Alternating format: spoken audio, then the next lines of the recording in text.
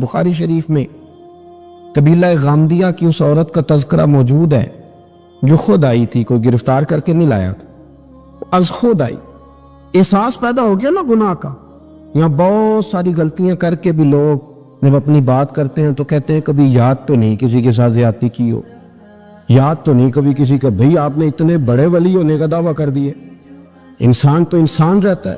بڑے بڑے لوگ کہہ گئے کہ یا اللہ اگر انجانے میں بھی بھول گئے ہیں تو ہم سے درگزر فرما، لیکن جب ہم تیار ہی نہیں ماننے کو۔ حضرت انس بن مالک کہتے ہیں وہ خاتون آئی، کوئی پکڑ کے نہیں لایا، کسی 14 دنوں کے ریمانڈ پہ نہیں اسے منوایا گیا، اسے وہ خود بخود آئی اور کریم محبوب علیہ السلام کے سامنے جب وہ کھڑی ہوئی تو اتنے درد سے میں نے کم لوگ روتے دیکھے ہیں جس درد سے وہ روئی۔ عرض کرنے لگی حضور میں غلطی کر بیٹھی ہوں، مجھ سے زنا ہو گیا، مجھے پاک کر گئے۔ تو محبوب کریم علیہ السلام نے فرمایا تو کیسے ثابت کرے گی تو نے گناہ کیا؟ یعنی مجرم کو ثابت کرنا پڑ رہا ہے کہ میں گناہ گار۔ یہ وہ کمال ہے کہ انسانوں کو احساس ہونے لگے کہ یہاں ہم غلط ہیں۔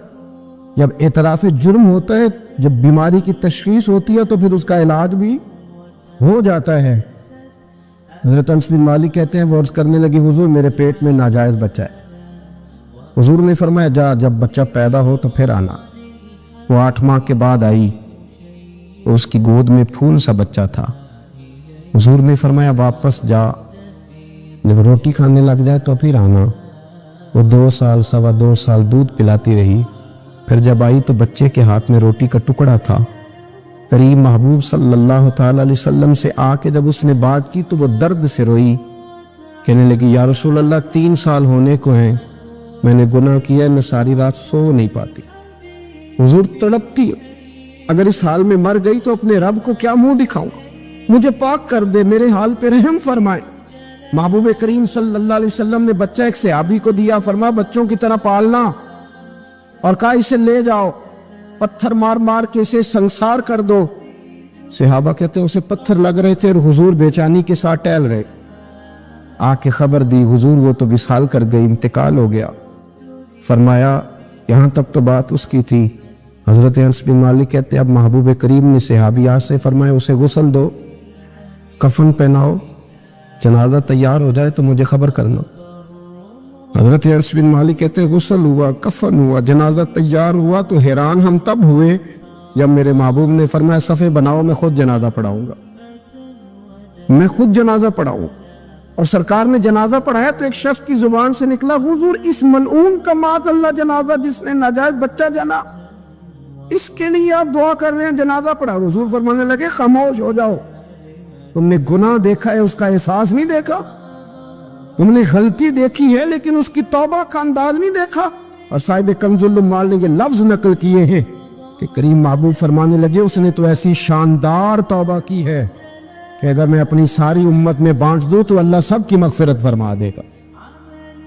احساس جب پیدا ہو جاتا ہے نا اپنے دل کے اندر کہ یہاں میں غلط ہوں، ان العبد اذا اعترف ثم تاب تاب اللہ علیہ او کما قال نبی صلی اللہ علیہ وسلم، رواہ مشکات۔ حضور نے فرمایا جب کوئی بندہ کہتا ہے نا اللہ میں بھول گیا تھا اور پھر وہ توبہ کرتا ہے تو رب اس کی توبہ کو فوراً ہی قبول فرما لیتا ہے۔ حضرت عبداللہ بن حذافہ جہاد کر رہے تھے، روم کے عیسائیوں نے گرفتار کر لیا، 1000 آدمی نے مل کے پکڑا، گرفتار نہیں ہوتے تھے صحابی، 1000 آدمی نے گھیرا ڈالا، گرفتار کر کے لے گئے۔ اور جب بادشاہ کے سامنے گئے تو وزیر کہنے لگا بادشاہ بندہ بڑے کام کا ہے، اگر ہمارے قابو آ گیا تو فائدہ دے گا، صحابی ہیں حضرت عبداللہ بن حذافہ، حضرت فاروق اعظم کا زمانہ ہے، اگر قابو آ گیا تو فائدہ دے گا۔ بادشاہ کہنے لگا کیوں، کیا خوبی ہے؟ کہنے لگے ہم 1000 آدمی تھے، یہ اکیلا قابو نہیں آ رہا تھا، 1000 آدمی تھے، اگر ہماری فوج میں شامل ہو گیا تو بہت بڑا جرنیل ملے گا۔ بادشاہ کہنے لگا کوئی مسئلہ نہیں، 2-3 چیزیں ہوتی ہیں بندے کو خریدنے کے لیے، خرید لیتے۔ بادشاہ کہنے لگا عبداللہ جتنی دولت تجھے چاہیے میں تجھے دے دیتا ہوں، میرے لشکر میں آ جا، معاذ اللہ اسلام چھوڑ دے۔ حضرت عبداللہ بن حذافہ کیا فرماتے ہیں بڑا تو بیوقوف ہے، میں نے دولت کمانی ہوتی تو مدینے میں بیٹھ کے تجارت کرتا، میں دولت کمانے نہیں نکلا، میں تو رسول اللہ کی رضا کمانے کے لیے نکلا ہوا ہوں۔ दौलत कमानी होती तो किसी मार्केट में होता, मैदान में आना तो शहादत है मतलूब मकसूद मोमिन, न माले गनीमत न किश्वर कुशाई। ये दौलत तो लौंडी है रसूलुल्लाह के दरवाजे की, जो तो पीछे पीछे फिरती है नबी पाक के गुलामों। ये कमानी होती तो मैं किसी मार्केट में होता, मैदान में थोड़ा होता। अब्दुल्ला बिन हुज़ाफा से एक दूसरी चाल चली। कहने लगे मियाँ ओदा जो तुझे चाहिए, मैं बादशाह हूं, मेरे नीचे जो ओदा तू कहेगा वो तुझे मिल जाएगा।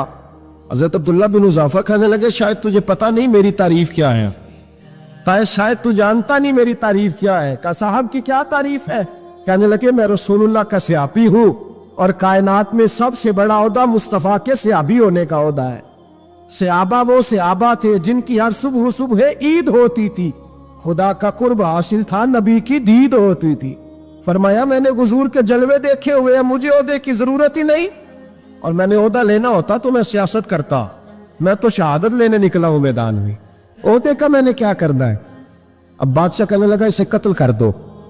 वजीर कहने लगा नहीं, एक बात और है, मुझे एक चाल और चलने दो। कहा वो क्या? कहने लगे मेरी बेटी बड़ी खूबसूरत है, मुझे मौका दो अपनी बेटी को सजा बना के।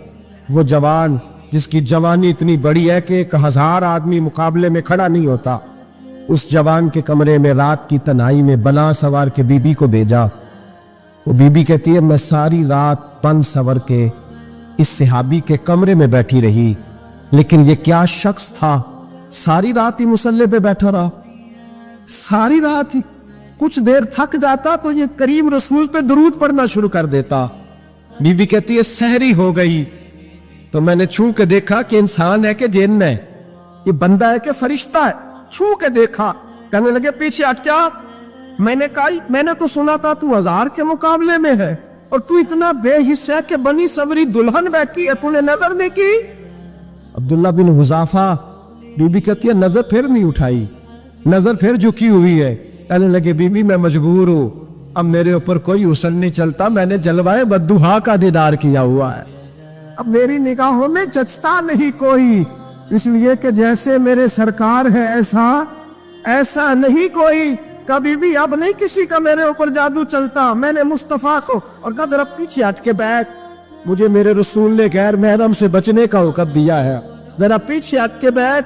सहरी का वक्त था तो बीबी कहती है उस नौजवान के जुमले मेरा सीना चीर गए, कलेजा फट गया, चीख निकली, मैं कुफर के आलम में रोई।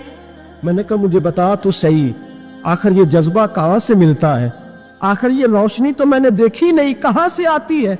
एक मेरा बाप है जो पनाह